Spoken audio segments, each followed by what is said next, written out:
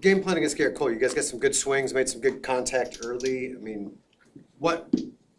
how do you go into preparing for adjustments and making sure that your guys are ready to kind of have that same success? Well, I mean, we know he's tough, you know, and if he executes, he makes that even tougher. But we have to be aggressive. He throws a lot of strikes. You just have to be disciplined that you don't expand the zone with him, because that's when he can really get quick outs. But one of our strengths is contact, so hopefully putting solid contact into play and then making him make some adjustments to us. The walks have stood out against the Yankees lineup. Is that representative of their approach or something you guys are doing that you'd like to see change? How do you kind of assess that? I think it's a combination. We know, I mean, throughout the course of the year, they're very patient. They do take their walks. I think we have also missed locations. We've missed bigger than we normally do. You know, game 2 is more representative of how we've thrown the ball throughout the course of the year than games 1 and 3. So we need to make that adjustment. You guys have done a nice job of putting yesterday away, and today is the mantra. How do you practically do that for yourself? What is your way to get that done for you? Just kind of how I've lived my life. You know, it's not like something I just started to try to do.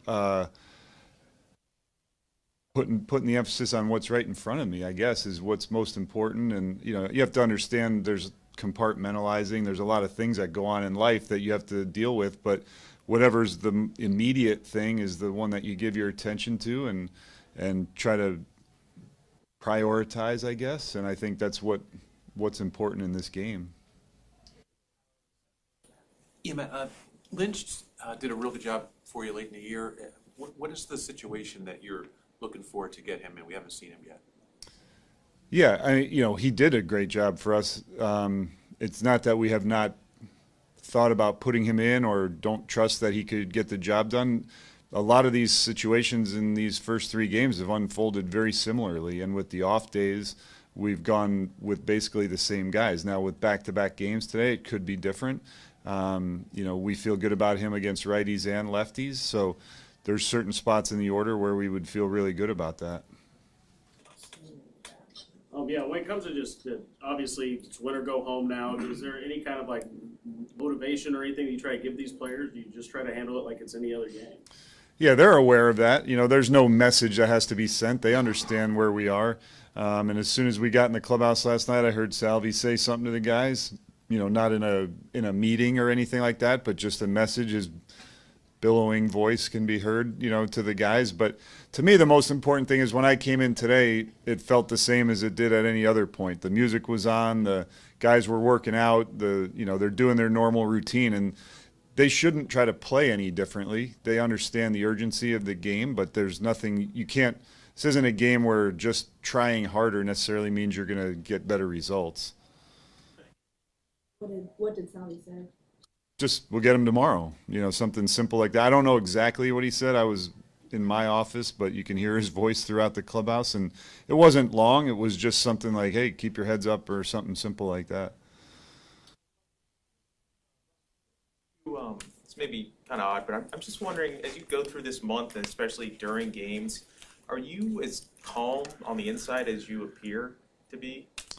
I would say most of the time. I mean, there's certainly some times where, you know, certain scenarios when we were in Baltimore and it was bases loaded and 1 out, and whether it was a tie game or 1-run game at that point, I certainly was feeling it a little bit. But I do the best I can to just what I was just saying about the players, keep the routines the same, the conversations between the staff the same, so that our decision making is the same process as it is throughout the course of the year. So try not to get too involved in the crowd or the game situations, and just try to stay focused on what I normally focus on. Is that a skill you can like get better at or refine? I hope so. Yeah, I mean, this is my first time doing it in this atmosphere, and I hope that as the years go on, you learn to manage things better and understand things better. Now, I will say that a lot of the people that I've been around that have done this for a long time, I mean, you still get